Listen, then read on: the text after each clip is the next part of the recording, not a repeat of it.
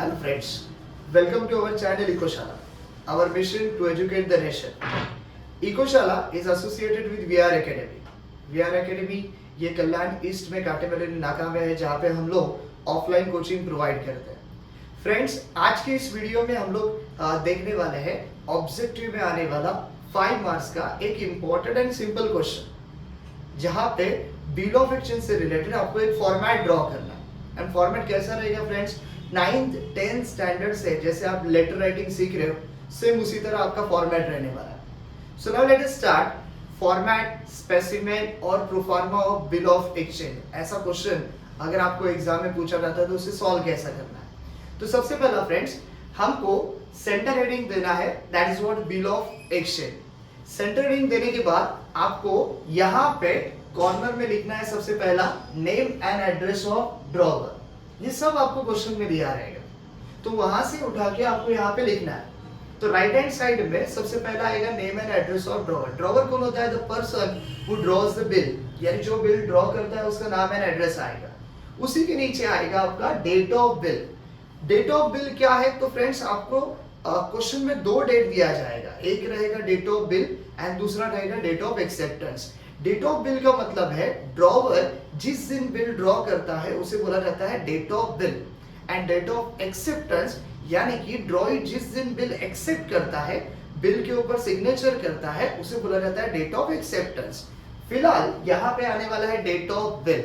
Date of bill लिखने के बाद आपको अपोजिट साइड में, एग्जैक्टली इसके अपोजिट साइड में लिखना है, बनाना है एक छोटा सा स्क्वायर जहां पे अंदर लिखना है स्टैम्प.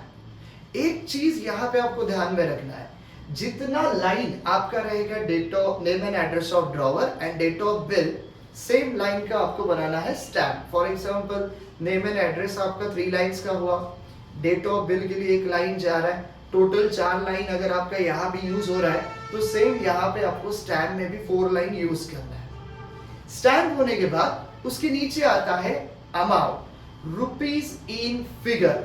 देखो, कोई भी मॉनेटरी डॉक्यूमेंट रहेगा ना फ्रेंड्स, तो वहां पे अमाउंट आपको 2 तरीके से लिखना है, एक in figure and in words. तो आपको यहाँ पे पहला लिखना है amount in figure. Amount in figure होने के बाद सबसे इंपॉर्टेंट पार्ट आता है which is called as body of the bill. जैसे लेटर में होता है ना बॉडी ऑफ द लेटर, वैसे यहाँ पे आता है body of the bill. And इसमें क्या रहेगा उसे समझ के लो. बिल कौन सा भी रहने दो, फॉर्मेट जो है वो सब सेम रहने वाला है. जैसे कि सबसे पहले आएगा आपका डैश डेज और मंथ. आपको क्वेश्चन में अगर पीरियड जो है वो डेज में दिया रहेगा तो आपको यहाँ पे डेज यूज करना है. मंथ्स में दिया है तो मंथ्स में, जैसे कि बोला आपको 30 डेज, तो आपको यहाँ पे लिखना है 30 डेज. बट रिमेंबर, 30 जो है वो आपको फिगर में नहीं लिखना है, आपको वर्ड्स में लिखना है. 6 मंथ्स बोला, 6 जो है आपको फिगर में नहीं लिखना है, आपको वर्ड में लिखना है, SIX, 6 मंथ्स. फिर आगे 6 months after date, pay to me or my order a sum of rupees dash. यहाँ पे आपको लिखना है अमाउंट इन वर्ड्स. देखो, यहाँ पे आपने अमाउंट इन फिगर लिखा, यहाँ पे लिखना है आपको अमाउंट इन वर्ड्स. तो a dash days or months after date, pay to me or my order a sum of rupees dash only for the value receive. Of course, buyer ने जो भी चीज आपसे खरीदा है उसके बदले में बायर को ये पैसा पे करना है, जिसके लिए बिल ड्रॉ किया जा रहा है. ये इंडिकेट करता है बॉडी ऑफ द बिल. एक बार बॉडी ऑफ द बिल हो गया तो फिर उसके नीचे exactly left hand side corner में आएगा 2 के नीचे आएगा आपका name and address of drawing. 2 के नीचे आएगा name and address of the drawing. तो वो भी आपको क्वेश्चन में दिया रहेगा, आपको सेम एज इट इज लिखना है. ये होने के बाद फिर आएगा सिग्नेचर. 2 सिग्नेचर यहाँ पे आते हैं, एक होता है ड्रॉवर का एंड दूसरा होता है ड्रॉई का. सबसे पहला आपको ड्रॉवर का सिग्नेचर लिख के लेना है. एंड ड्रॉवर का सिग्नेचर हो गया तो फ्रेंड्स ये फॉर्मेट ध्यान में रखो. ड्रॉवर ऐसे बना के रखता है, ड्रॉवर जो है ये सब बना के रखता है. फॉर एग्जांपल, आज 3 मार्च है, ड्रॉवर ने सब बिल क्या किया है, बना के रखा है. तो जरूरी नहीं कि ड्रॉई आज ही आएगा, सामान खरीदेगा और बिल एक्सेप्ट करेगा. तो आज ड्रॉवर ने सब बिल बना के रखा है, नाउ वेट कर रहा है ड्रॉई कब आएगा. ड्रॉई आ रहा है, मान के चलो 2-3 दिन के बाद ड्रॉई आ रहा है 7 तारीख को. तो क्या होगा, यहाँ पे ड्रॉई सब बिल देखेगा, सब कुछ बराबर से रीड करेगा एंड सब अगर बराबर है तो ड्रॉई सिग्नेचर करेगा. तो ड्रॉइंग के सिग्नेचर के पहले यहाँ पे एक वर्ड आना चाहिए विच इज कॉल्ड एक्सेप्टेड। ये वर्ड क्या शो करेगा? ये शो करेगा कि ड्रॉइंग ने पूरा बिल रीड किया है और बिल के अंदर जो जो लिखा हुआ है ड्रॉइंग ने सब एक्सेप्ट किया है। तो एक्सेप्टेड वर्ड होने के बाद फिर नीचे आएगा सिग्नेचर ऑफ द ड्रॉइंग। तो देखो फ्रेंड्स, ड्रॉइंग का सिग्नेचर यहाँ पे आएगा, ड्रॉवर के सिग्नेचर के ऊपर कुछ नहीं आने वाला है, ड्रॉइंग के सिग्नेचर के ऊपर क्या आएगा? एक्सेप्टेड। और मैंने बोला था ऐसा जरूरी नहीं कि ड्रॉवर ने आज बिल ड्रॉ किया तो ड्रॉइंग भी आज एक्सेप्ट करेगा। तो हमारे एग्जांपल में ड्रॉवर ने बिल कब ड्रॉ किया था? 3 मार्च। ड्रॉइंग कब एक्सेप्ट कर रहा है? 7 मार्च। तो 3 मार्च को बोला जाएगा डेट ऑफ बिल, 7 मार्च को बोला जाएगा डेट ऑफ एक्सेप्टेंस। तो नीचे ड्रॉइंग के सिग्नेचर के नीचे आएगा डेट ऑफ एक्सेप्टेंस। तो ये हो गया आपका बिल ऑफ एक्सचेंज का प्रोफार्मा। क्वेश्चन में आपको name and address of drawer दिया जाएगा। फॉर एग्जांपल बोला है कि what Vijay Rane and address दिया है आपको LBS मार्ग कल्याण, तो आपको यहाँ पे लिखना है विजय राणे, सेकंड लाइन LBS मार्ग कल्याण। फिर डेट ऑफ बिल जो दिया रहेगा वो डेट ऑफ बिल यहाँ पे। एक ही चीज यहाँ पे ध्यान में रखो कि ये सारा कंटेंट जो है वो सिंगल लाइन में आएगा, तो आगे पीछे जिगजैग ऑर्डर में आपको लिखना नहीं है। फिर जैसा मैंने बोला यहाँ पे जितने लाइंस आपने यूज किए लेफ्ट हैंड साइड में उतना ही लाइन का क्या आएगा? एक स्क्वायर, जहां पे हम लोग क्या बोलेंगे? स्टैम्प। उसके नीचे आएगा अमाउंट इन फिगर, आपको क्वेश्चन में दिया रहेगा। फिर बॉडी ऑफ द बिल, जो टर्म बोला है, जो पीरियड बोला है वो आपको यहाँ पे लिखना है। एंड आगे जो भी रुपीस बोला है वो रुपीस इन वर्ड्स लिखना है।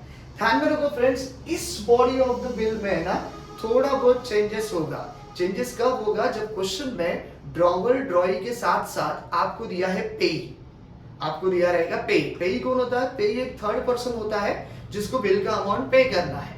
तो अगर आपको पे दिया है तो आपको इतना ही ध्यान में रखना है, बॉडी ऑफ द बिल में बस इतना ही चेंज करना है, जहां पे हमने बोला है dash days or months after date pay to मी।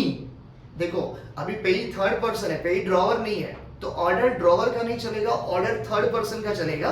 तो पे टू, पेई का आपको नाम लिखना है। तो पेई का नाम है अशोक सावंत, तो हम लोग यहाँ पे लिखेंगे पे टू अशोक सावंत एंड उसका एड्रेस जो भी रहेगा वो अगर दिया है तो।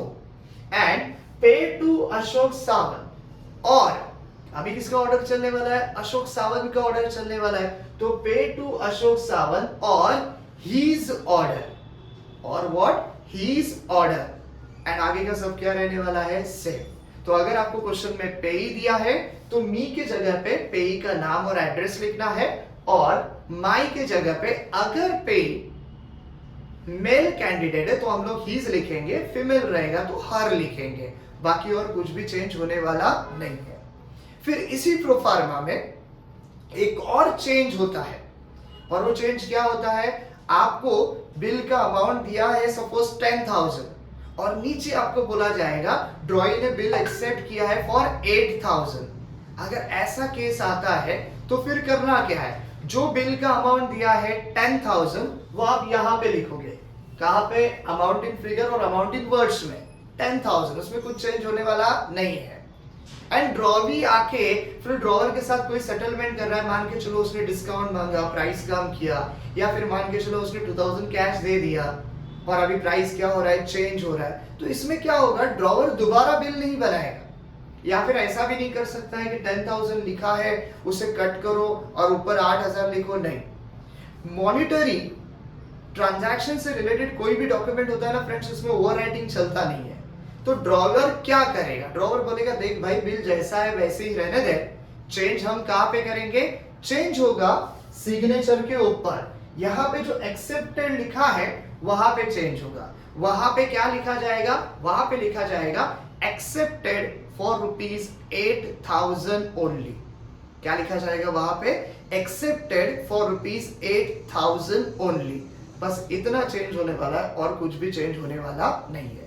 सो फ्रेंड्स, ये एक ऐसा टॉपिक है जो आपको ऑब्जेक्टिव में ऑप्शन में आता है, अलग अलग ऑप्शन में। तो आपको लग रहा है कि यार मेरे को जितने भी ऑप्शंस दिए हैं उसमें जैसा चाहिए मेरे को वैसा नहीं जम रहा है, तो 5 मार्क्स आपको ये टॉपिक इजीली दे सकता है। इसको डेकोरेट करो। डेकोरेट कैसा करने का? सेम जैसा 9th 10th स्टैंडर्ड में आप लेटर को करते हो, एडवर्टाइज को करते हो, न्यूज को करते हो, वैसे जो भी आपका न्यूज आंसर शीट रहेगा उसमें एक प्रॉपर बॉक्स बनाओ, उस बॉक्स के अंदर ये सारा का सारा चीज बराबर से लिखो।